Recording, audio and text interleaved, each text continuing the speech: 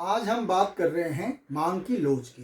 तो जहाँ तक मांग की लोच की बात है, मांग की लोच को समझने से पहले हमें मांग के नियम को समझना आवश्यक है। मांग का नियम हमें यह बताता है कि वस्तु की कीमत और मांग में विपरीत संबंध होता है, अर्थात एक अगर बढ़ेगा तो दूसरा गिरेगा और एक अगर गिरेगा तो दूसरा बढ़ेगा। मांग का नियम हमें यह तो बताता है कि वस्तु की कीमतों में बढ़ने से उसकी मांग कम या वस्तु की कीमतों में कमी से उसकी मांग में वृद्धि हो जाती है, लेकिन कितनी वृद्धि होती है यह मांग का नियम हमें नहीं बताता है। इस बात को जानने के लिए हमें मांग की लोच की ओर जाना पड़ता है। मांग की लोच हमें यह बताती है कि किसी वस्तु की कीमतों में आनुपातिक कमी या आनुपातिक वृद्धि से उसकी मांग मात्रा में आनुपातिक वृद्धि या आनुपातिक कमी को जो है वो मांग की लोच बताती है। अर्थात किसी वस्तु की कीमतों के घटने बढ़ने से उसकी मांग की मात्रा में जो प्रभाव पड़ता है, उसकी मांग की मात्रा में जो परिवर्तन होता है, उसे हम मांग की लोच कहते हैं। अर्थात मांग की लोच हमें मात्रा बताता है, जबकि मांग का नियम हमें मात्रा नहीं बताता है। अब यहाँ पे हम स्पष्ट करना चाहेंगे कि मांग की लोच कितने प्रकार की होती है। तो मांग की लोच 3 प्रकार की होती है: कीमत लोच, आय लोच और आड़ी लोच। बात कर रहे हैं कीमत लोच की। अब जो मांग की कीमत लोच है, इसके भी 5 प्रकार हैं और इसका पहला प्रकार है पूर्णतया लोचदार मांग। पूर्णतया लोचदार मांग का अर्थ यह होता है कि किसी वस्तु की कीमतों में बहुत थोड़ी सी कमी या बहुत थोड़ी सी वृद्धि के बाद भी उसकी मांग मात्रा में बहुत अधिक परिवर्तन हो जाता है, तो उसे हम पूर्णतया लोचदार मांग कहते हैं। मैं फिर से एक बार कहूँगा कि वस्तु की कीमत में बहुत थोड़ा सा परिवर्तन होता है, लेकिन मांग मात्रा में बहुत अधिक परिवर्तन होने को मांग की पूर्णतया लोचदार मांग कहते हैं। यहाँ पे डायग्राम दिखाया गया है।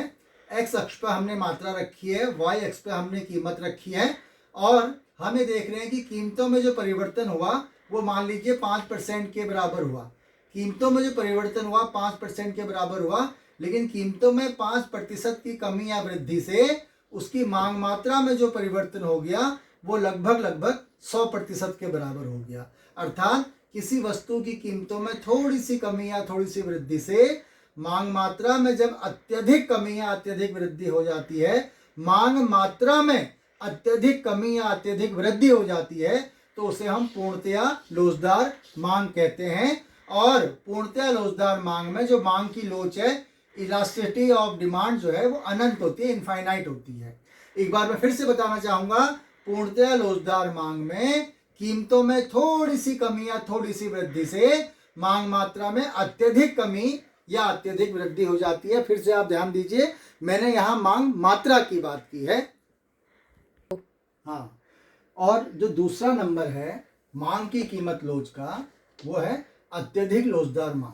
अब ये अत्यधिक लोचदार मांग में क्या होता है? अत्यधिक लोचदार मांग में क्या होता है?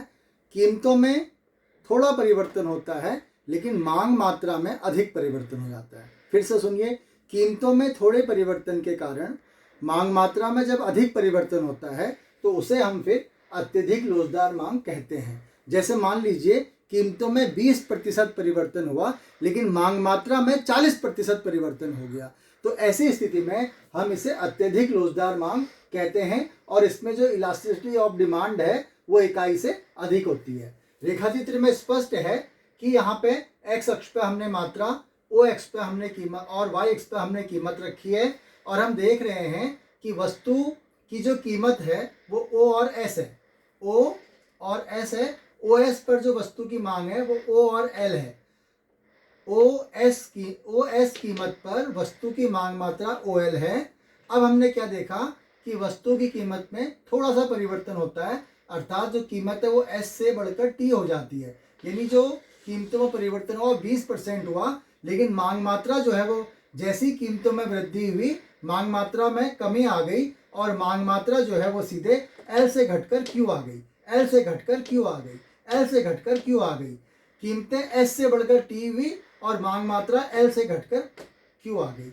लेकिन कीमतों में तो 20% की ही वृद्धि हुई, लेकिन मांग मात्रा में जो है वो इतना ज़्यादा हो गया, यानी 40% की जो है वो कमी हो गई। तो अत्यधिक लोचदार मांग तब कहलाती है, तब हम बोलते हैं जब कीमतों में थोड़े से परिवर्तन के कारण मांग मात्रा में अधिक परिवर्तन हो जाता है, तो इसे हम अत्यधिक लोचदार मांग कहते हैं। हाँ, तो अब हम बात करेंगे मांग की कीमत लोच की तीसरी श्रेणी की। ये कहलाती है लोचदार मांग। लोचदार मांग का तात्पर्य यह होता है कि किसी वस्तु की कीमतों में जो कमी या वृद्धि होती है, मांग मात्रा में भी उतनी ही कमी या वृद्धि हो, तो उसे हम लोचदार मांग कहते हैं। अर्थात किसी वस्तु की कीमतों में यदि 20% की कमी या वृद्धि होती है और उसकी मांग मात्रा में भी 20% की कमी या वृद्धि होती है, तो उसे हम फिर लोचदार मांग के नाम से जानते हैं। डायग्राम में आप देखिए, एक्स अक्ष पर हमने मात्रा, वाई अक्ष पर कीमत रखी है। जब वस्तु की कीमत ओ और एस है, ओ एस वस्तु की कीमत पर जो मांग है वो ओ और एल है। वस्तु की कीमत ओ एस से बढ़कर ओ टी हो जाती है और जैसे ही कीमतें बढ़ेंगी मांग क्या होगी, मात्रा क्या होगी, कम हो जाएगी। मांग मात्रा कम हो जाएगी, मांग मात्रा ओ एल से घटकर ओ क्यू हो जाती है। अब यहाँ पे देखने वाली बात यह है कि कीमतों में जो परिवर्तन हुआ वो 20% का हुआ। कीमतों में जो परिवर्तन हुआ एस और टी के रूप में 20% का हुआ। मांग मात्रा में जो परिवर्तन हुआ वो एल और क्यू के रूप में भी 20% का हुआ। अर्थात जितनी कमी या वृद्धि कीमतों में हुई उसी अनुपात में कमी या वृद्धि मांग मात्रा में हुई, तो इसे हम लोचदार मांग कहते हैं। और यहाँ पर जो कीमत लोच है वो E बराबर 1, इसका मतलब होता है इकाई के बराबर। फिर से एक बार सुनिए, लोचदार मांग में कीमतों में जो कमी या वृद्धि होती है वही कमी या वृद्धि का जो उसी अनुपात में कमी वृद्धि मांग मात्रा में होती है। 20% कीमतों में इजाफा होने से 20% मांग मात्रा में कमी हो गई, इसे हम मांग की लोचदार मांग के नाम से जानते हैं। अब हम बात करेंगे मांग की कीमत लोच की चौथी श्रेणी की। तो मांग की कीमत लोच की चौथी श्रेणी है, उसे हम बेलोच मांग के नाम से जानते हैं। बेलोच मांग का तात्पर्य यह है कि जब कीमतों में अधिक परिवर्तन होता है, लेकिन कीमतों में अधिक परिवर्तन के बावजूद मांग मात्रा में कम परिवर्तन होता है। ध्यान से सुनिए, कीमतों में अधिक परिवर्तन होता है लेकिन कीमतों में अधिक परिवर्तन के बावजूद मांग मात्रा में कम परिवर्तन होता है, तो इसे हम बेलोच मांग के नाम से जानते हैं। जैसे मान लीजिए यहाँ पे दिखाया गया है, कीमतों में 50% की वृद्धि हुई। 50% की वृद्धि से मांग मात्रा भी 50% या और ज़्यादा कम होनी चाहिए थी, लेकिन मांग मात्रा में जो परिवर्तन हुआ वो केवल 10% हुआ। फिर से सुनिए, कीमतों में जो परिवर्तन हुआ वो 50% के हिसाब से हुआ, मांग मात्रा में जो परिवर्तन हुआ वो मात्र 10% के हिसाब से हुआ। तो बेलोच मांग तब कहलाती है जब कीमतों में अधिक परिवर्तन होता है लेकिन मांग मात्रा में उस अधिक परिवर्तन की तुलना में कम परिवर्तन होता है, तो उसे हम बेलोच मांग कहते हैं। जैसे डायग्राम में दिखाया गया है, एक्स अक्ष पर ओ और एल मात्रा है जिसकी प्राइस ओ और एस है। ओ एस प्राइस पर किसी वस्तु की मांग मात्रा ओ एल है, कीमतें एस से बढ़कर टी हो गई और ये एस से बढ़कर टी हो गई। मान लीजिए ये कीमतें 50% अधिक हो जाती हैं, लेकिन जो मांग मात्रा है वो थोड़ी सी कम होती है, एल से क्यू पर आ जाता है, एल से क्यू पर आता है और क्यू और ओ और टी कीमत पर मांग मात्रा ओ और क्यू हो जाती है। यह जो परिवर्तन है ये मात्र 10% का है, कीमतों में परिवर्तन 50% का है। तो बेलोच मांग कब होती है? जब कीमतों में अधिक परिवर्तन के बावजूद मांग मात्रा में कम परिवर्तन होता है, तो उसे हम बेलोच मांग कहते हैं। अब हम बात करेंगे नंबर 5 की। मांग की कीमत लोच की 5वीं श्रेणी जो है वो कहलाती है पूर्णतया बेलोचदार मांग।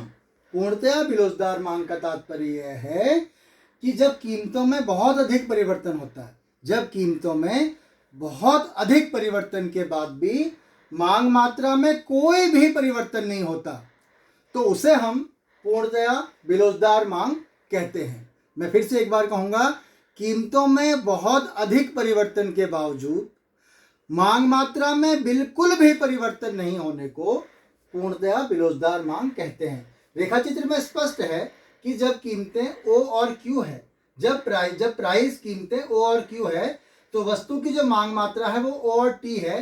कीमतें ओ और क्यू से काफ़ी अधिक बढ़कर ओ एल हो गई, कीमत जो है ओ एल हो गई, लेकिन मांग मात्रा अब भी जो है टी की टी पर टिकी हुई है, न 1 इंच दर हुई, न 1 इंच दर हुई। जबकि कीमतों में परिवर्तन बहुत अधिक हो गया, मांग मात्रा में परिवर्तन बिल्कुल भी नहीं हुआ। ऐसी स्थिति में मांग की कीमत लोच E बराबर 0 हो गई और इसे हम पूर्णतया बिलोजदार मांग कहते हैं। फिर से एक बार स्पष्ट कर दूं, पूर्णतया बिलोजदार मांग में कीमतों में भारी परिवर्तन, भारी कमी, भारी वृद्धि के बाद भी मांग मात्रा में कोई कमी, कोई वृद्धि जब नहीं होती तो इसे हम पूर्णतया बिलोजदार मांग कहते हैं। इस प्रकार मांग की लोच का ये चैप्टर पूरा होता है। मांग की लोच के चैप्टर में मांग का अर्थ, मांग का नियम, मांग की लोच का अर्थ, मांग की लोच की परिभाषा, मांग की लोच के प्रकारों में फिर 5 प्रकार और उनके डायग्राम। Okay, thank you.